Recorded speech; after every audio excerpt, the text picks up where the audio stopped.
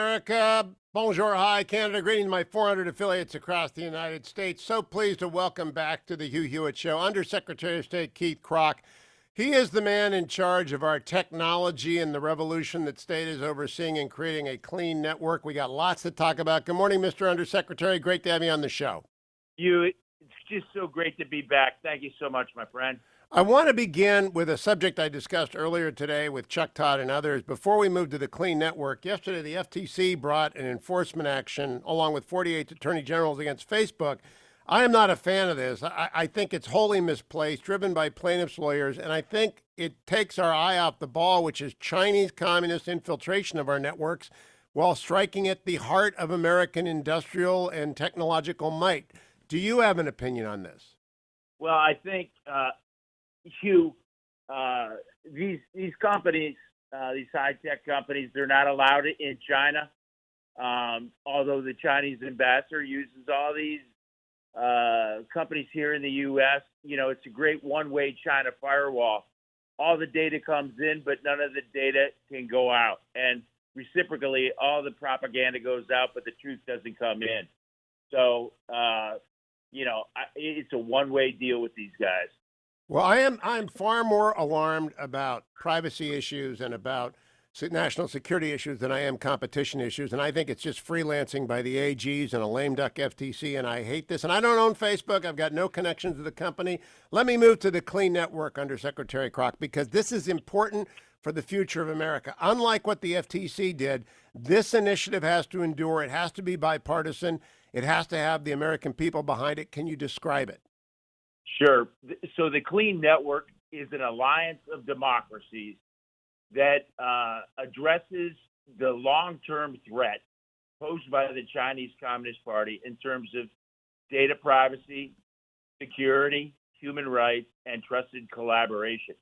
And it is a comprehensive strategy that is rooted in internationally accepted digital trust standards on the back of a coalition of countries and companies. So right now on the Clean Network, there are 53 countries representing 2/3 of the world's global GDP, 180 telcos, and also some of the top companies in the world, from Fujitsu to Cisco to Siemens to HP to NEC. And Hugh, this is the force that has really turned back the tide on Huawei. Last February, Huawei announced they had 91 5G contracts. The most we can count is around a dozen. And I think in the process, it proved that China Inc. is beatable, and we exposed their biggest weakness, and that is nobody trusts them. Now, beating back the Huawei attempt to take over the market required a lot of jaw rather than war. We had to persuade people. How was that done? Was that you? Was that Mike Pompeo? Was that the National Security Council? Who persuaded our allies that this was cutting their wrists? Well, Hugh, this is a team sport. I mean, this is all of government effort, but also one of the things, the fastest way to build a network, Hugh, is to build a network of networks. So one of the first things I did is I went over to Europe, and I met with an old friend. He's EU Commissioner Thierry Breton. I knew him when he was the CEO of Bull and the CEO of French Telecom before it was Orange.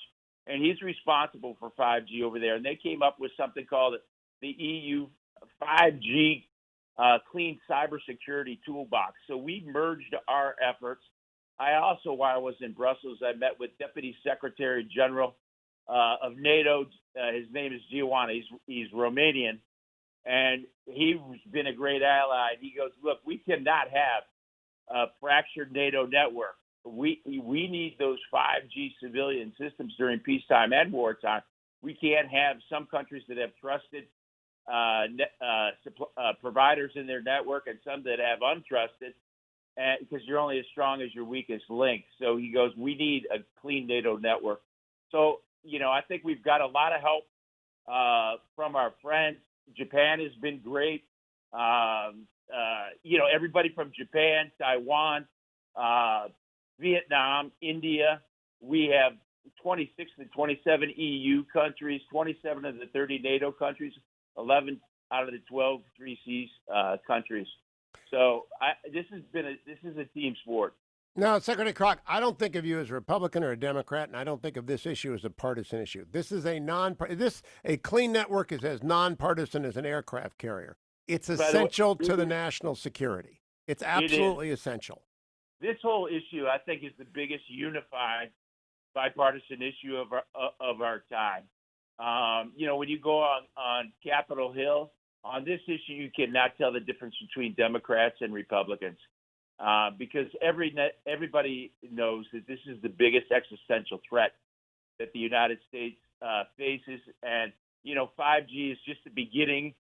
The main battlefront is technology, and so the clean network also, in addition to 5G, has clean cloud and data centers, clean cable, underwater cable, clean apps.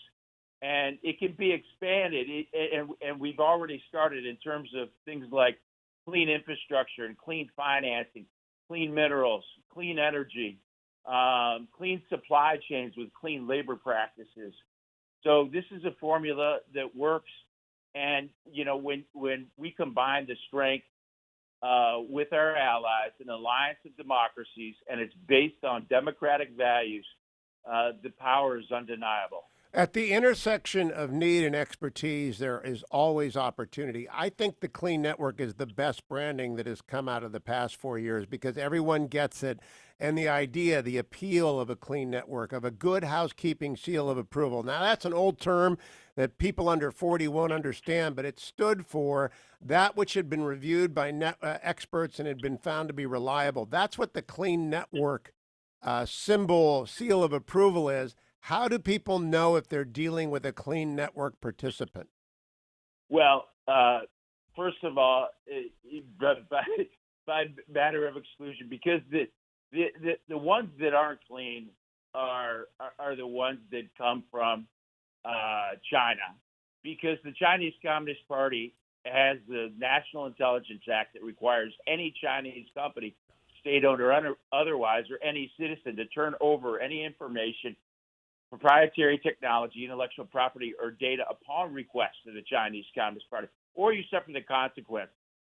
So, if you look at this, at the end of the day, this is not a technical decision deciding on clean technology. It all boils down to trust. Who do you trust? And do you trust a country that is an authoritarian state that has a law like that and has stolen intellectual property and done all kinds of things? I am talking with Undersecretary Keith Krach. You can follow him on Twitter at Keith J. Krach. He's a high-tech executive. He founded DocuSign. He actually knows what he's doing. He's the ambassador of Silicon Valley to Washington, D.C., and he's accepted by everyone as an honest and fair broker on these matters. Mr. Secretary, the Fang scandal broke this week. Do people who are concerned about infiltration of their companies, their networks, their friends, can they rely on the clean network as a quick shortcut to reliability of provider?